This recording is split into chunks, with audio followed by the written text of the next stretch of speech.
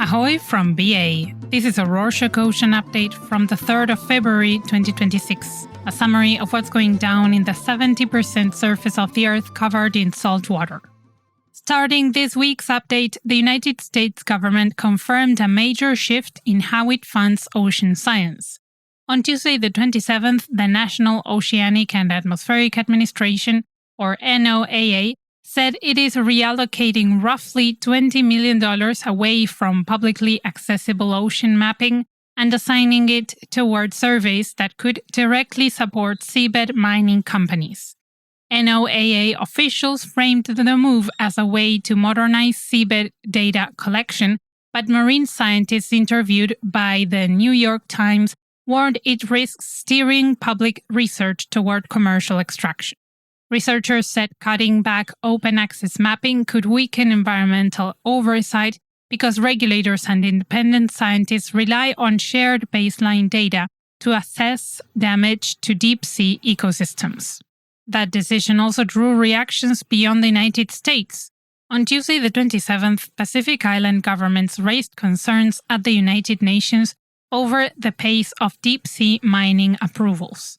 Delegates from Pacific Island states warned that the U.S. is fast-tracking seabed mining permits despite limited scientific understanding of deep ocean ecosystems. Representatives said accelerated approvals could cause irreversible harm to environments that recover extremely slowly from disturbance. Several delegations stressed the ocean's cultural, ecological, and economic importance to island communities and called for a precautionary approach that places biodiversity protection ahead of mineral extraction. And while some countries are urging caution, others are moving ahead without hesitation. On Monday the 2nd, Japan's marine science agency JAMSTEC announced a milestone in deep-sea resource research. The agency retrieved mineral-rich mud from roughly 6,000 meters below the surface near Minami Torishima, a remote island in the Western Pacific. According to Gulf News, the test marked the first time researchers recovered rare earth elements at a scale approaching commercial feasibility. Japanese scientists say the findings could help diversify supply chains while acknowledging that the environmental effects of deep-sea extraction remain poorly understood. The debate over extraction comes alongside broader questions about how ocean policy is designed. On Wednesday the 28th, an international group of researchers introduced a new way to assess fairness in ocean governance. Writing in the journal Nature, the team unveiled the Ocean Equity Index, a framework designed to measure who benefits from ocean policies and who bears the costs. The index evaluates recognition, participation in decision-making, and the distribution of economic and environmental impacts. The authors argue that ocean initiatives can appear successful while marginalizing coastal communities and small-scale fishers. They say the index could help governments redesign projects to avoid repeating patterns of exclusion. How do ecosystems respond when stress pushes them past familiar limits? On Thursday the 29th, marine biologists published findings that complicate assumptions about reef recovery. Researchers from the University of Hawaii and partner institutions released a global DNA-based atlas mapping zoantharians, organisms closely related to corals that often thrive in degraded reef environments. The scientists say zoantharians can outcompete stony corals after disturbances, suggesting reefs may shift into new long-term states rather than returning to previous conditions. This does not mean reefs disappear, but that ecosystems may reorganize in ways that differ from the coral-dominated systems scientists have historically focused on. Researchers say the atlas provides a baseline for tracking how reef ecosystems reorganize as oceans continue to warm. While ecosystems reorganize, scientists are exploring new ways to monitor the ocean's carbon system. On Saturday the 31st, European research teams announced advances in monitoring the ocean's carbon system, the processes by which the ocean absorbs, stores, and releases carbon from the atmosphere. Scientists working on EU-funded marine observation projects said they have developed new sensors capable of operating at depths that have been difficult to measure consistently. These new sensors will track ocean acidification and carbon cycling in near real time, so scientists won't need to rely on occasional ship-based measurements. From sensors deep underwater to satellites far overhead, with scientists widening their view of the ocean. On Tuesday the 27th, researchers at NASA's Jet Propulsion Laboratory outlined new methods for detecting ocean pollution from space. The team described how hyperspectral satellite instruments could identify floating debris by analyzing how different materials reflect light, building on techniques already used to detect plastic pollution on land. NASA scientists said detecting small or scattered debris at sea remains technically challenging, but argued the method could eventually improve global tracking and support faster cleanup responses. But collecting better data is only half the story.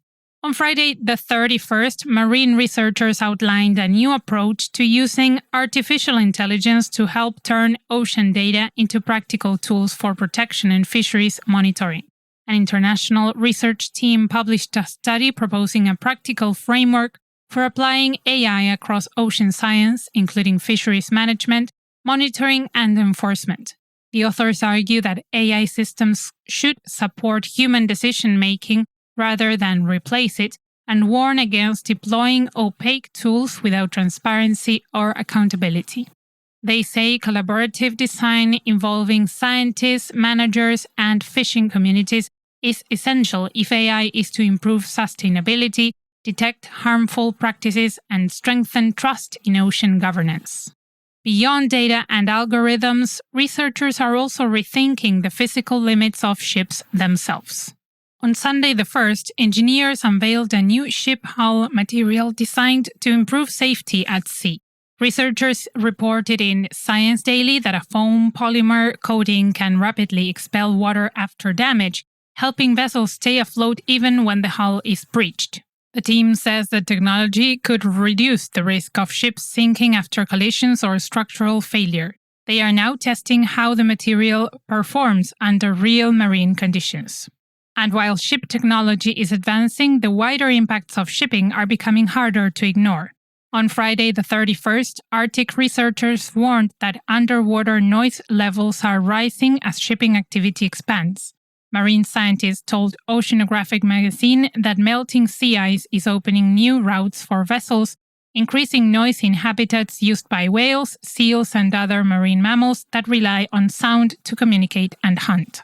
The researchers said current noise standards were developed for lower latitudes and are calling on governments and international bodies to introduce Arctic-specific monitoring and regulation. To know more, check out the Rorschach Arctic update with the link in the show notes. And it's not just the Arctic where changing conditions are reshaping global shipping. On Monday the 2nd, a cruise ship completed a record-breaking transit through the expanded Panama Canal. MarineLink reports that the vessel became the largest cruise ship to pass through the canal since authorities eased restrictions imposed during last year's drought. Canal officials said improved rainfall has allowed more flexible operations, while warning that climate variability continues to influence traffic through one of the world's most important shipping routes. And to finish off this edition, on Sunday the 1st, ocean policy expert Angelo Villagomez published an English-language opinion piece that pushed the deep-sea mining debate beyond economics and toward questions of responsibility. Writing in the Las Vegas Sun, Villagomez argued that current discussions often treat the deep seabed as empty space rather than as a part of living systems influenced by long-standing connections between people and the ocean. He said this framing makes it easier to justify extraction without considering the consequences.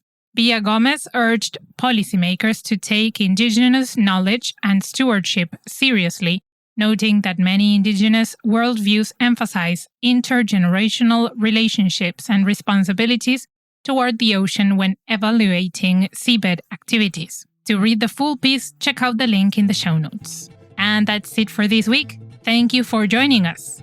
But wait, we have an important thing to tell you. We've decided to bring the Rorschach Ocean Update to an end. We've loved doing it, and it has been going since 2023. Originally, we'd sort of hoped that the listeners could connect and a small community might form, but one way or another, we didn't know how to do that, and it hasn't really happened. And putting them out every week is lots of work and not cheap. So we are just going to stop and focus on the other community building things Rorschach is doing. You can check out our projects on our website. Thank you for listening all these years. We'd love to hear from you. So if you got any questions or ideas, send us an email at info@rorschach.com. See you next week.